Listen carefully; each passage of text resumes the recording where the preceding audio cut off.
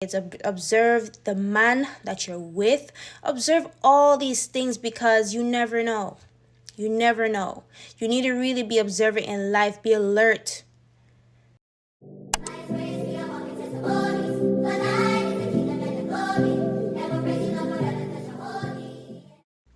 Hey y'all.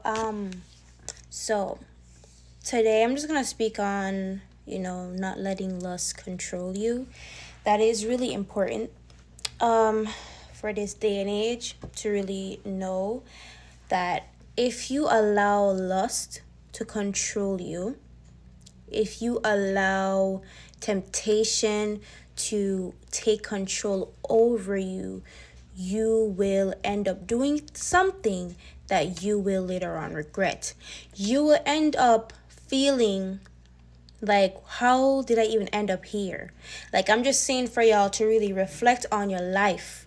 This is why God warns us about these things. This is why God warns us about, sexual immorality and all kinds of stuff, because things can happen, things can occur.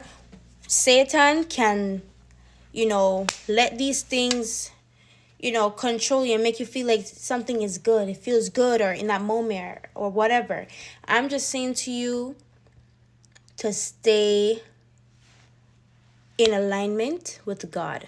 Because look at that story with what's her name? Nazariah Harris. That little girl, she was just 12 years old. That man manipulated her, made her think that he loved her, made her feel like, he was her boyfriend. And the fact that he was 40 years old. He was dating her aunt. And for him to just use her body, for him to take advantage of her little vulnerable, naive mind, like, it's just sickening to know that he was lusting after that little girl. She was just only 12 years old. He made her pregnant and killed her because he found out that she was pregnant. The fact that whole family failed her. The fact that y'all saw that she kept going over to the man's car shop and not do anything about it. It's just crazy to me. The fact that the aunt saw some messages that she said, oh, I didn't really think too much of it. What? Excuse me? You think too much of it? Y'all need to really be observant in this day and time. Observe these kids. Observe the man that you're with. Observe all these things because you never know. You never know. You need to really be observant in life. Be alert. This is why these things happen, because society lets sin control them. Society lets sin control them. And if you are not alert, you will also be sucked in to that sin. You'll be also sucked into that lust that is controlling you, that's driving you to choose to make certain decisions that are just not of God. And that's why these things happen. Y'all blame, put blame on people around and all kind of stuff, but you're not looking within, deeper spiritually, because this life is spiritual. Y'all don't really recognize that. Those of you who are just simple-minded, you don't realize that life is very much spiritual. Very much spiritual. So it comes from deep within. If the Lord talks about lust, if he talks about how bad that is and all kinds of stuff, it leads you to do the wrong things. Just like what David did. Like I told you in 2 Samuel, what David did, what he did, God considered it as evil. No matter how favored he was, he lusted after another man's wife. He killed the man to get the man's wife. And so God punished him for it, literally. Like, you cannot just think that you're gonna get away with stuff just because. No.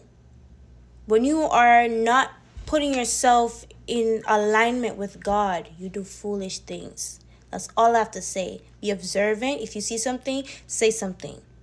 Be observant. Don't just sit back and not say nothing. Look, see it, correct it. But like, look here, whatever y'all doing is not right. Whatever you're doing is not of God. And you need to really have self-reflection. So that's what I always tell people. Have a self-reflection. Because the things that you think that you might not do, you can do. Or you will do if you let that sin drive you into it. I'm telling you. Self-reflection. Protect your kids, like, at all costs. Like, you need to really seek God for discernment. Seek God to really help you to know who these people are in your life. Reveal what are their true intentions for you. What are their true intentions for your family. Like, the aunt, how did she not know? Like, how did she not know that her boyfriend was doing this to her niece? Like, y'all need to really reflect on life. If you see something, you say something. You didn't just sit on it. You don't sit on it. And okay, I'm not really gonna speak on her story, the little girl story, but that's just a little piece of, like, to not let lust control you. Look at what that man did. Just because he wanted a piece of something. Like, come on, man. A little girl, a 12-year-old, a little girl. It's sickening. Life is, like, it's crazy to me. Like, and I'm just telling you that life is spiritual. It's very much spiritual. So for you to just feel like this just came from his evil mindset, or, just, want to have a little piece of something. No, it came deeply from, like, that spirit of lust, that spirit of temptation. He let sexual immorality control him. He let lust control him, which led him to that point. Believe it or not, it led him to that point. When you are far from God, you do stupid things. You do foolish things. And so for y'all to just continue to, live your life in lust, in temptation, you cannot be surprised of how your life will turn out. You need to really stay focused on God. Keep your life in alignment with God. When God warns you and tell you something, believe it. When God shows you something, believe it. Like, you guys really need to pay attention to these things. It's sad that happened to that little girl. But for y'all to let sin control you, that's on another level. Repent. Say, God, forgive me for the things that I've done. Cleanse me. Cleanse my mind. Cleanse my body. Cleanse my spirit from the things that are not of you. You can't let sin control you. Do you belong to the enemy, or do you belong to God? Who is your God? Remember, it don't belong to us. Our body don't belong to us, but it belongs to God. So who do you serve? You say y'all are Christians. Who do you serve? Are you putting your own selfish desires over God? Who do you serve?